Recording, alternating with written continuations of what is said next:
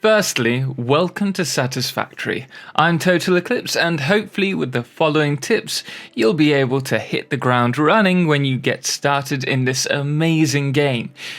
Now, if you do find this video helpful, please do drop a thumbs up, and again, don't forget to hit that subscribe button for more Satisfactory guides and gameplay.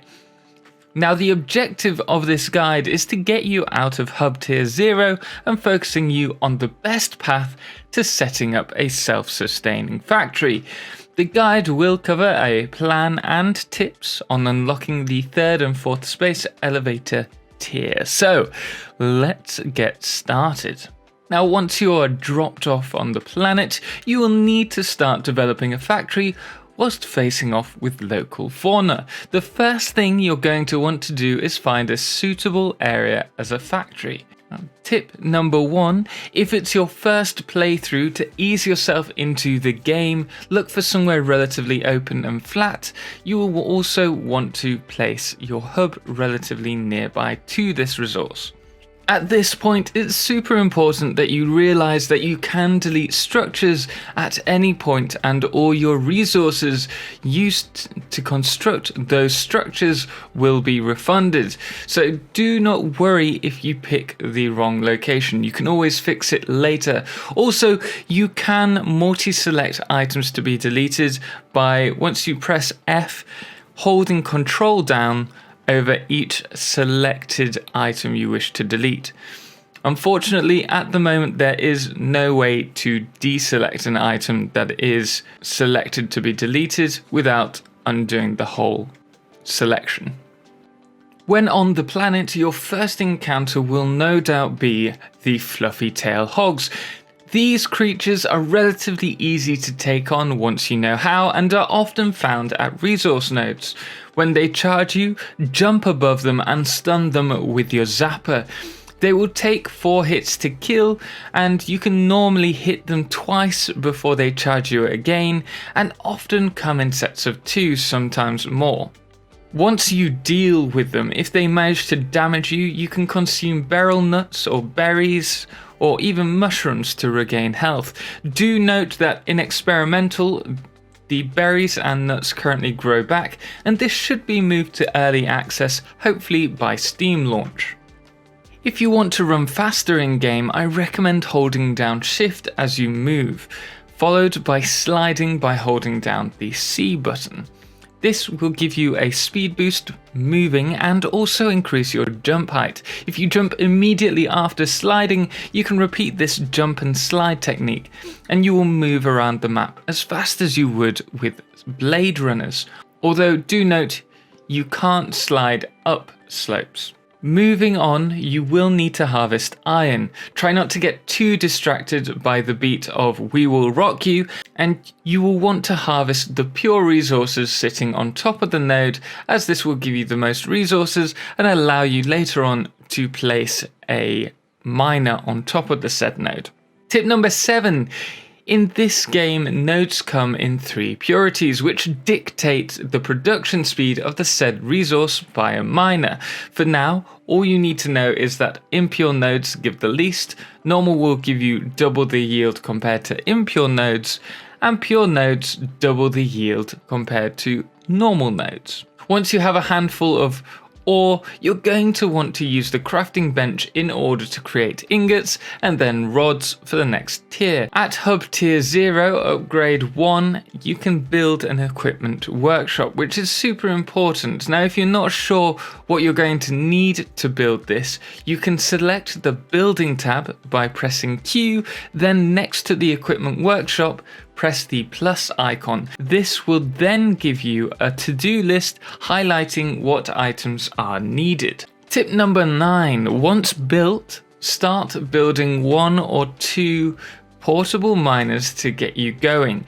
These will do the mining of resources for you so that for the time being you can handcraft what you need to build the next hub upgrade. Over the following hub upgrades, you'll be introduced to new resources such as copper and limestone. Tip number 10, copper is not hugely important early game, and you will be able to get away with a single constructor line for wire and a single line for cable. Tip number 11, once you've continued through to hub tier 5, you can begin automation. First, construct a miner on a node, followed by a smelter for iron or copper, then a constructor. These will then be hooked up to power, but immediately you can start passively creating items without the need for handcrafting. This will save you a lot more time to do other things. And just so you're aware, concrete requires only a miner followed by a constructor. Tip number 12, if you want the structures to be in line, you can easily do this by holding down the control key. This will snap the structure in line with another nearby structure. Also, a note on screws, cable and reinforced plates. Screws and cables require you to feed ingredients that have already been crafted, the rods and the wire, onto another constructor. Therefore, on a constructor line, you'll need 2 constructors, one after the other. For example, a rod constructor would feed to a screw constructor and a wire constructor would feed to a cable constructor. Tip number 13, as you get further into the game, you may find my basic guide on iron and copper layouts progressively more useful, and we do go on to create layouts for more advanced items as well. So if you get stuck, do check out guides online, whether that's mine or someone else's. I will link the copper and iron layouts in the top right hand corner right now for you, just to make it easier and more accessible. Also, when it comes to the reinforced plates, these will require an assembler, which will be available in tier 2 with part assembly. So do not worry about constructing them through automation just yet. Tip number 14, once you've unlocked hub tier 1 and 2, I highly suggest prioritizing these milestones. Base building, as this will allow you to place foundations and begin building an actual factory. Logistics, as this will allow you to use conveyor, mergers and splitters, allowing you to maximize your efficiency per resource node. And logistics 2 for the Mark II conveyors. Now these can be very useful if you have miners on pure nodes, as you'll be producing 120 items per minute, and the throughput of a Mark II belt is 120 items per minute. Tip number 15, at this point I would recommend building a second factory. This time place down foundations first. These allow for neater construction. You should focus on crafting iron rods, iron plates, and concrete. I would also recommend wire and cables as well as screws, and you may well want to start automating biomass, but it is very much necessary to start producing iron rods, iron plates and concrete as a minimum. Tip number 16, a note on power. You will want to have a section dedicated to power rather than scattering biomass generators throughout your factory. They require biomass to run, so whenever you leave the area, collect as many leaves and wood as possible. You can refine these into solid biomass later, which is extremely useful as it increases the energy produced per unit. Also, fuel consumption increases with power consumption. This is important to know for later on. So the more power you use, the more fuel you will require. All of these constructor lines should lead to a storage area, ideally nearby to your hub, to allow for easy collection of materials.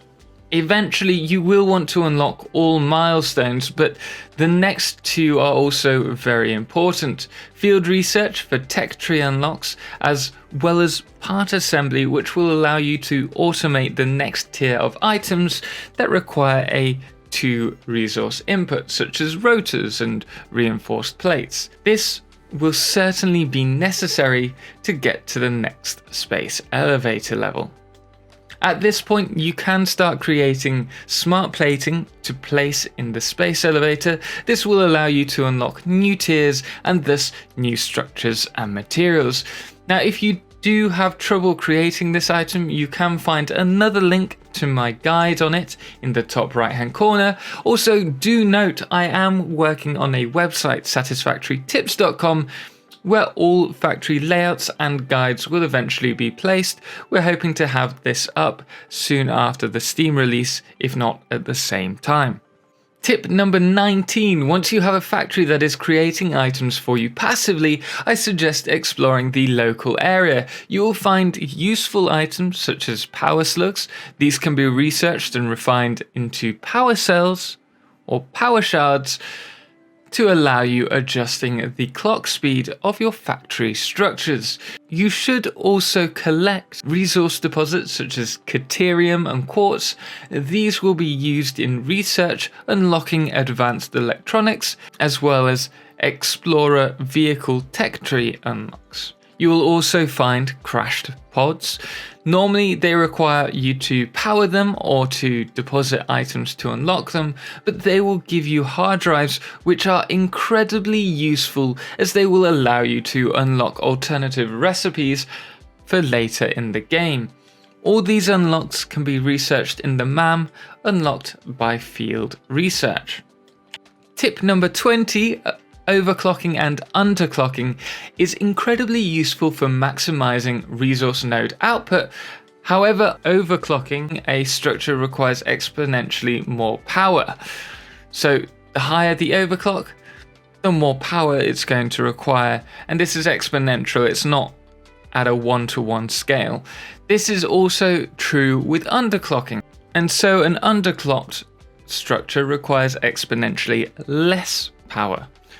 Tip number 21, vines like this when exploring can actually be climbed to reach other areas. Tip number 22, take some iron rods and plates with you as well as concrete. You can use these rods and plates to scale heights by building stackable containers and using the ladder. And concrete can be useful for other areas to create foundation ramps or bridges when you're unable to use containers. Tip number 23, once you gain the 50 smart plating that you require, you'll be able to proceed to the next tier, and at this point, I highly recommend researching coal power from the get-go. This will allow you to automate power instead of requiring you to hand feed your biofuel generators, and once you do this, you're well on your way to automating an entire mega factory. Though I will not go into coal power for this video, I will mention that coal power requires water to be used, and therefore when possible you will want to start producing copper sheets, and remember, consumption of both water and coal scales with power consumption like we mentioned earlier. So though early game you may get away with a single water extractor to say 5 coal power plants, you will need to add more extractors to the pipes later on when you start to use the full capacity. So there you are guys, I hope you found this guide helpful or useful and full of tips to help you get started in Satisfactory. Now if you did find it helpful then please do drop a thumbs up, and if you want to see more don't forget to subscribe as we have plenty of other video guides on this channel. Anyway guys, as always thank you so much for watching, and until next time, ciao for now.